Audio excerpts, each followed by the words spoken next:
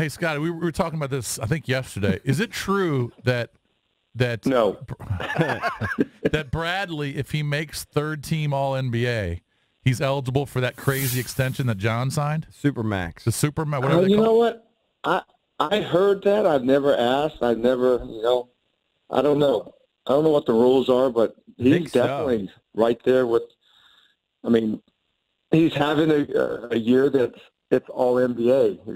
He's leading us with a lot of good players aren't playing, and we're hanging in there. We're not like tearing the world on fire, but we're playing well. I mean, we're playing pretty solid. We're playing consistent other than last night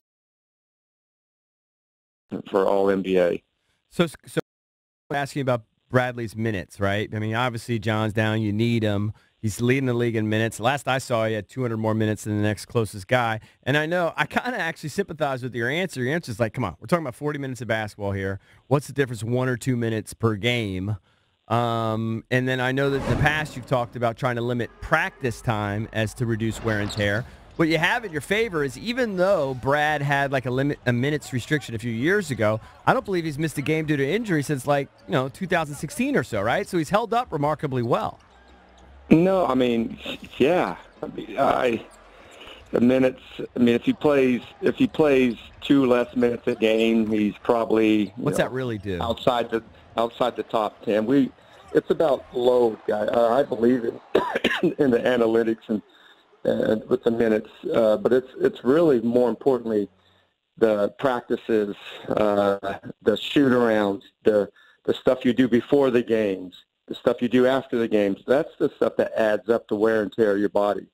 And we've done my staff has done a great job of really handling that and monitoring that and putting him in the best position to play as many minutes as we need. He's he's 25 years old.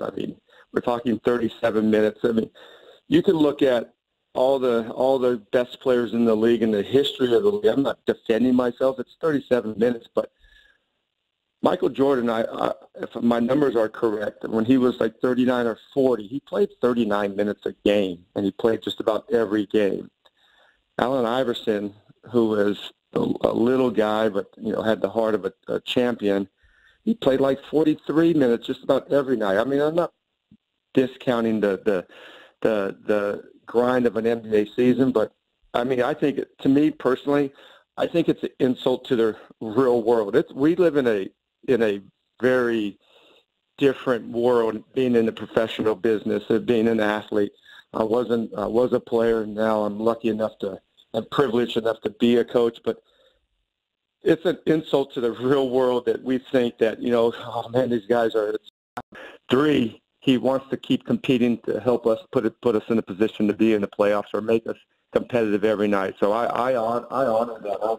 I admire that in him.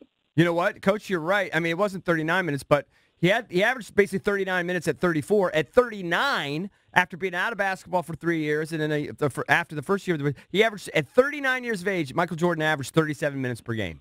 Basically the same. 37. Okay. Yeah, but that's fine. He was 39. He was 15 years old. 39. How about you just call all the people wrong? They're idiots. Yeah, 1 or 2 minutes a night. 1 or 2 minutes isn't a big deal. It does not do anything. Well, I just think people want to make a big deal out of everything. I don't get it. I think